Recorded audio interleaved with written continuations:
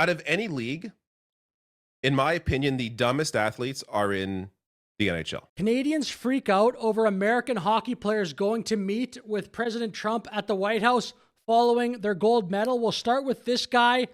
What has animated me about this story this entire week is that I care about hockey.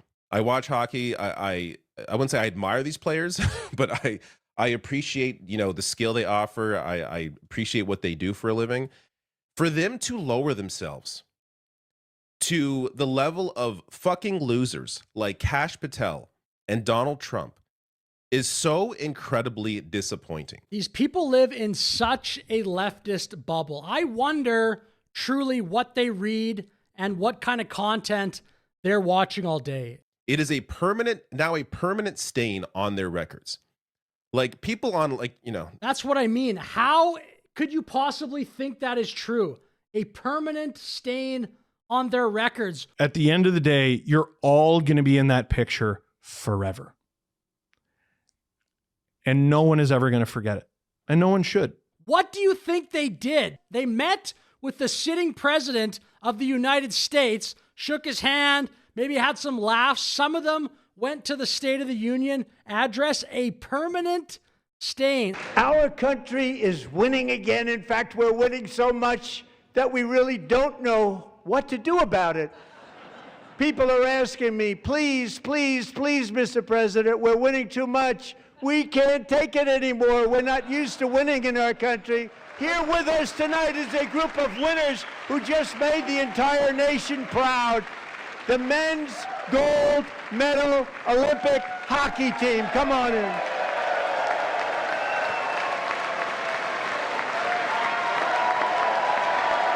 There's a lot of anger online about it, but there's also people pushing back saying, oh, fake outrage, fake outrage.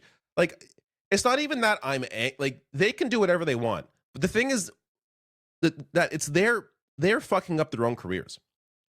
How, man? They're fucking up their own legacies. These are incredible players, especially people like, Auston Matthews, captain of the Maple Leafs. We're talking about the captain of the most popular, arguably, though I don't think it's even arguably, the most popular NHL franchise in the league. It definitely is. It wouldn't even be close. Not let alone a Canadian franchise.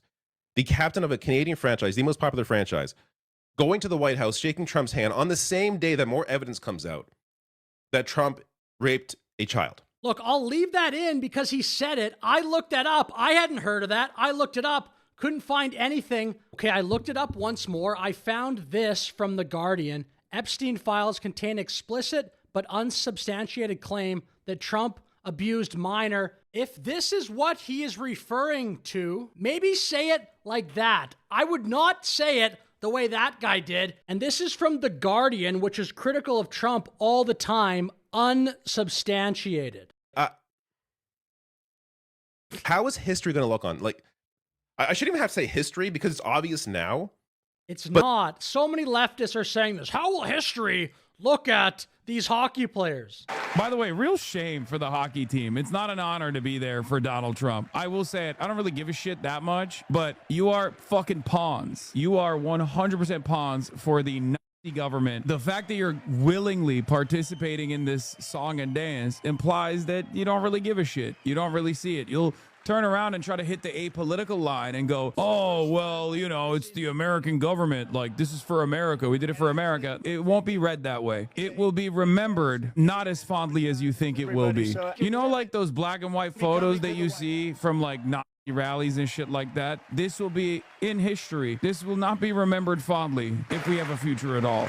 But to those that it's not obvious to, how do you think that looks in 10, 20 years? When we are hopefully out of this era, at some point, Trump is going to pass away because he's an old man. We're going to look back at this time, and we are going to associate all of these players with a adjudicated rapist, pedophile, fascist.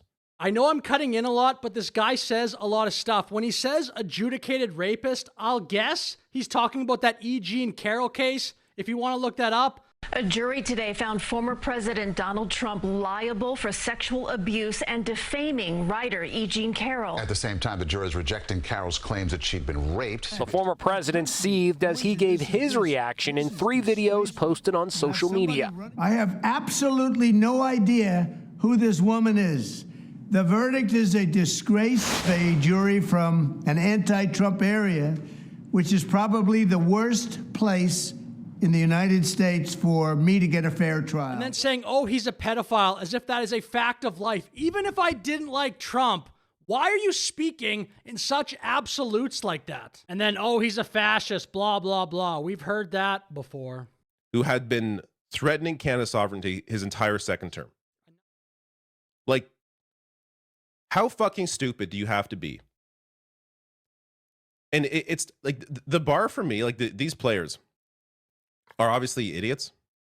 I don't think it's any secret that obviously. Look, this is my opinion, but I'm not sure how debatable it is. Out of any league, in my opinion, the dumbest athletes are in the NHL. You can't say, I'm not sure how debatable it is, and then come up with a take out of left field like that. How could that possibly be true? The hockey players, how would they be any dumber than the players in any league? And I think a lot of that has to do with how white the NHL is. We were talking about perspectives that are largely rich white men. Because of the fact that hockey is incredibly expensive, especially now, to get into. That correlates to being stupid? You unless you're wealthy and, largely serve as a not just white audience, but like the league is largely white. That's not debatable. Well, that's not debatable, but it's certainly debatable that they're the dumbest league, the hockey players. That limits the perspective that these people have. Is that your definition of intelligence, having perspective? So there are certain people that I expected from the Tkachuks. We were talking pure Nepo babies. So in case you're not familiar with hockey, Matthew Tkachuk, Brady Tkachuk, their dad is Keith Tkachuk. He was in the NHL. So both these guys are in the NHL, the Hughes brothers. There's no Nepo babies in pro sports. How could that possibly be true? Nobody is going to let Brady Tkachuk or Matthew Tkachuk score a goal on them because their father was in the NHL before. That is incredible. I played hockey growing up with a guy who his father was in the NHL. That guy also made the NHL. That wasn't nepotism. Could you imagine what actual nepotism would look like in the NHL? Imagine some former Bobby Orr, I don't know, has a son that can barely skate and just says, we'll just put him on the ice anyway. Nepotism doesn't work in pro sports. It's way too much of a meritocracy. Their mom was in women's hockey, Team USA. And she actually works for Team USA now. So for them to laugh at that sexist joke that Trump made about having to invite the women's team, like it just. And we have to, I must tell you, we're going to have to bring the women's team. You do know that.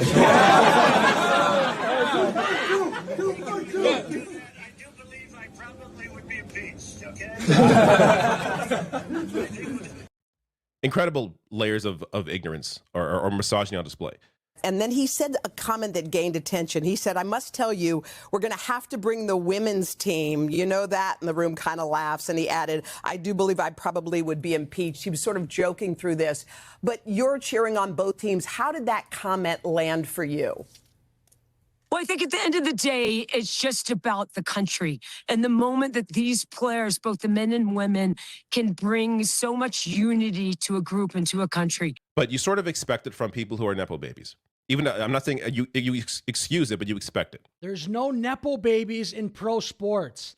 Auston Matthews, Leafs captain, American, but half Mexican, has at least partly lived in Canada for the past, 10 or so years. You would assume he has a little more awareness of the. I'm just going off about this right now. You would assume Auston Matthews has a little more awareness about how this plays out, because as somebody who I covered someone earlier today also, what's with white liberals and saying things like this? What are you talking about? Oh, his mother is Mexican. I'm going to tell you how you should feel about certain things. Again, crazy confidence in the future and crazy ego, telling people, you should feel this way, you should do this. I think Trump is bad because of this. You should also think that. What has happened? What universe do these people live in? I'm so disappointed in Auston Matthews. I just learned the other day he's, I guess, half Mexican. Yes, exactly. Yeah. So captain of a Canadian team, mother's Mexican, and he was very proud to go and meet with Trump. Works in Canada as a Canadian or not Canadian hockey player, but as the captain of a Canadian team. You would think you would understand at least a little bit more than maybe the at least Matthew Tkachuk, because Brady Tkachuk's also the captain of the Ottawa team, but at least a little bit more than maybe the Hughes brothers or whoever else.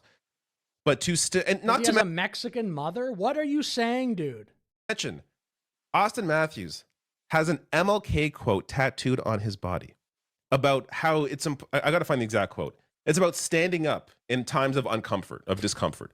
Like, are you fucking kidding me? Dude, they're not piped in to leftist politics like you are. I mean, I'm clearly not piped in to what you're saying either, and I like politics. Do you think a pro athlete is going to have the same political sensibilities and the same whatever no-go zones? Anyway, I'm going to go to somebody else now.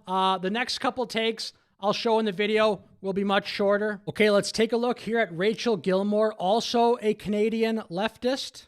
It's crazy seeing Auston Matthews standing behind Trump in the Oval Office.